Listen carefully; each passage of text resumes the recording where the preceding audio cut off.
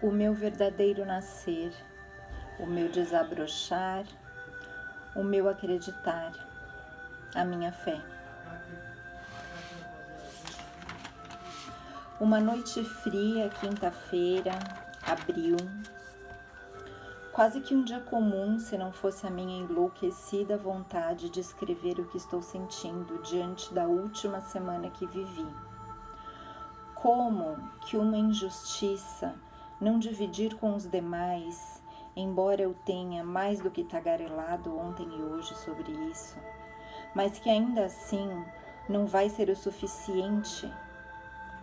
Nada que eu diga, grite ou escreva será, mas aqui estou eu, uma estrela nessa vastidão, imensidão de mundo, imensamente agradecida, plena em paz, serena e com uma fé tamanha da qual eu nunca nem de perto imaginei que pudesse existir.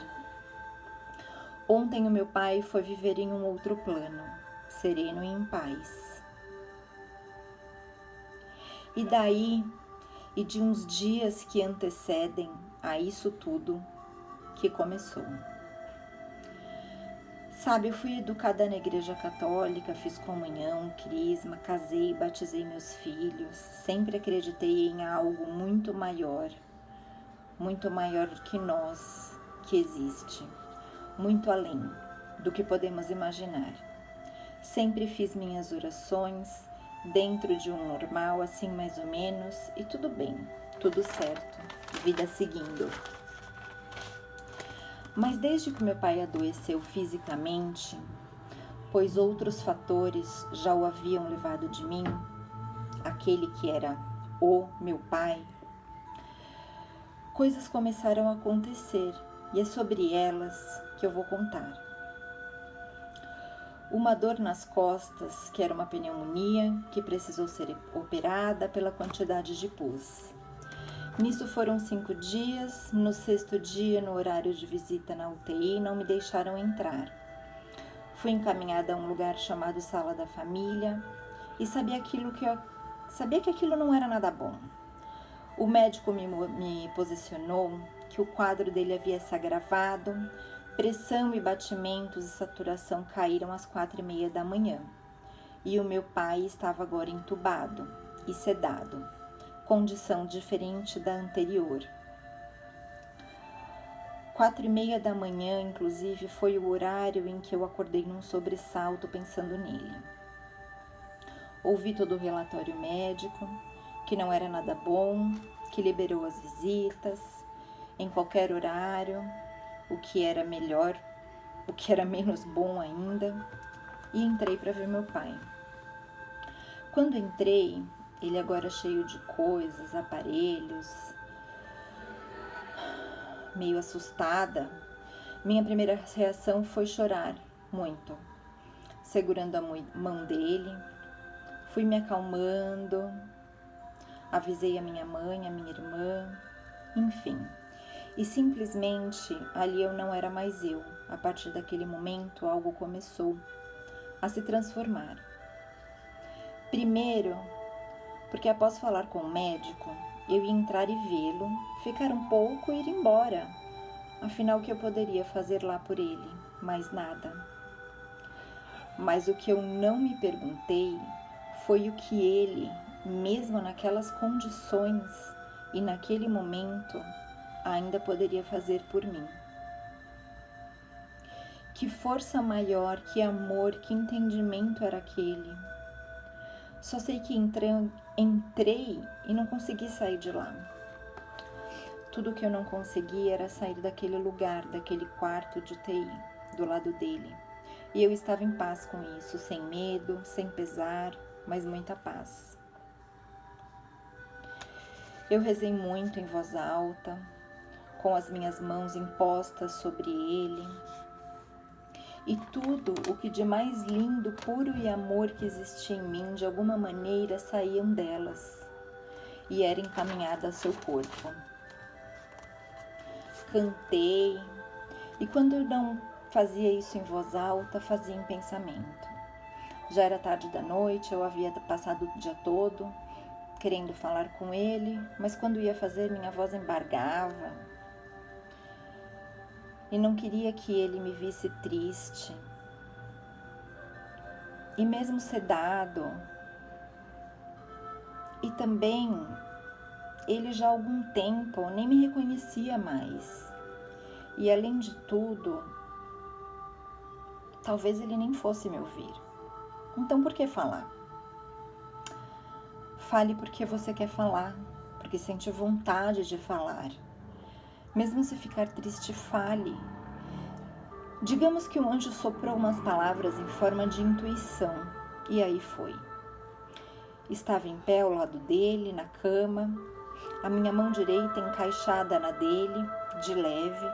Cheguei bem perto do seu ouvido e disse: "Ben." Eu chamava meu pai de Ben, desde pequenininha, sempre. "Eu estou aqui com você. Eu te amo. Quero que você fique em paz, que você se permita, que você vá relaxando, se permitindo ver e sentir o que está te acontecendo."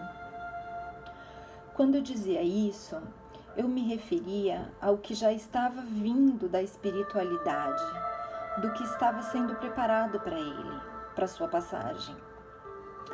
Disse: "Eu te amo. Você foi um bom pai, um bom marido, um bom irmão, uma boa pessoa.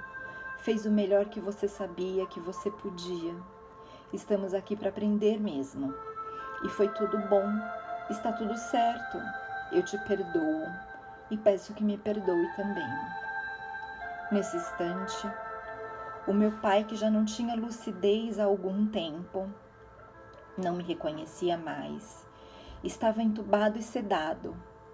Apertou tão forte a minha mão, arregalou os olhos e, num movimento para frente, começou a chorar de soluçar, dentro do possível, porque ele estava entubado. Aquele olhar ali, o meu pai, aquele que já não me reconhecia há tempos, sabia quem eu era. Havia entendido absolutamente, palavra por palavra, do que eu havia dito.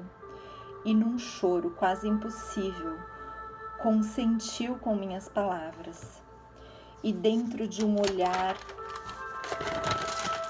que durou alguns segundos, eu vi tanto amor, emoção e alívio, no meio de uma paz indescritível e inexplicável.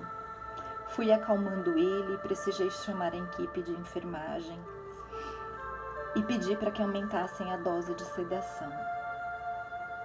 Foi preciso fazer uma aspiração, pois ele ficou secretivo por causa do choro. O enfermeiro disse: "Nossa, será que eu mudei ele de posição e foi por isso que surgiu essa secreção?" Aí eu respondi: "Não, a culpa foi minha. Eu falei com ele me ouviu, abriu os olhos, entendeu, chorou." E aí o enfermeiro e a físio falaram: "Ah, está explicado. A secreção foi por conta do choro." Porque não foram lágrimas que escorreram pelo rosto do meu pai. Foi um choro gritado, sabe? Aliviado, um choro bom. E eu nunca na vida fiquei tão feliz de fazer alguém chorar e ter que ser aspirado por isso. Nesse momento de pura magia, de pura luz e amor, tudo que eu senti foi uma gratidão tão grande, imensa, infinita, por tudo aquilo, por ele, por aquele momento, por nós dois termos tido a oportunidade de viver aquilo tudo juntos, por dizer com toda certeza de que foi o momento mais divino, pleno, maravilhoso e grato que eu já vivi, e que de alguma maneira parecia não estarmos naquele espaço físico hospitalar. Grata, grata e mais grata. Ainda eu tive a certeza, depois, que ele estava bem sedado, seus sinais permaneceram estáveis o dia todo. Fui dormir em casa, mas iria me comunicar de madrugada algumas vezes com o hospital para saber o seu estado. No dia seguinte, eu fui munida de iPhone, iPad, livros, escovas de dente, roupa. Ele já nitidamente havia piorado e estava muito, muito mal.